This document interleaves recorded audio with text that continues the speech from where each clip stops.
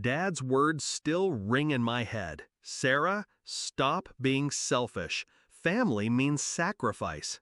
He didn't even look me in the eye when he said it. He just slid my plane ticket across the table, straight into the hands of my sister's fiancé, a man who'd never worked a full day in his life, a man who lived rent-free in her apartment, leeching off her salary, and now off me. The irony? I had paid for that trip, every seat, every hotel room, every cocktail package, every excursion, every sunset dinner. $31,400, my graduation gift to the family. My one moment to say, look at me, I made it, I can finally give back. But in this family, giving was never enough. I remember the day I told them I was taking us to Hawaii. Mom cried. Dad clapped me on the back, pride swelling in his chest. My sister squealed like a child.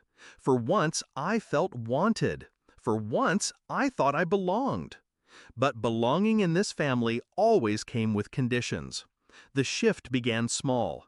My sister's fiancé, Mark, dropped hints about how much he loved beaches.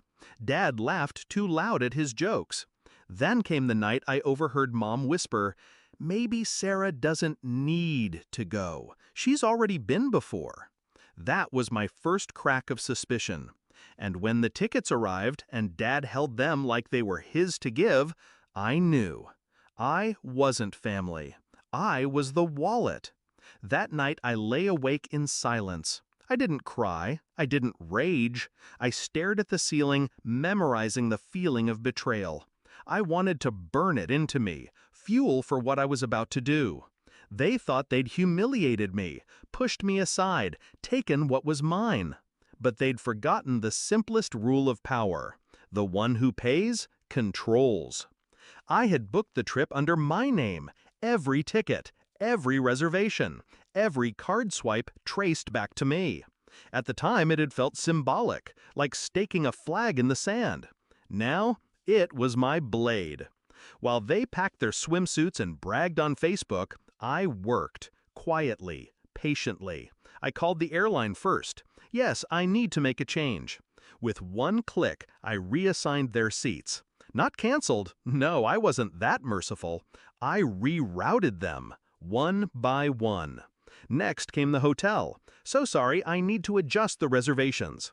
The luxury beachfront villa with private pool? Gone. Replaced with economy rooms in a motel 2 miles inland. No refund, of course, just a downgrade. And the excursions? Snorkeling, the luau, the helicopter tour? Every single one was canceled. The penalties stung, but the satisfaction was worth every cent. By the time I was done, their dream vacation had morphed into a logistical nightmare. And I still held one last card, the pièce de résistance. The day of departure, I dropped them at the airport, smiled, waved, pretended I was heartbroken to stay behind. It wasn't until I was halfway to my own destination that my phone buzzed. First text, "Sarah, what the hell happened to our seats? We're split across 3 different flights?" Then, "The hotel isn't what we booked. This place is a dump." Finally, "Everything's canceled. The luau, the tour, what did you do?" I didn't respond, because while they scrambled in Honolulu, I was sipping champagne at an overwater villa in Bora Bora. My villa, my peace, my revenge. But the best part wasn't my escape. It was what came next. Day 3 of their vacation, I posted a single picture.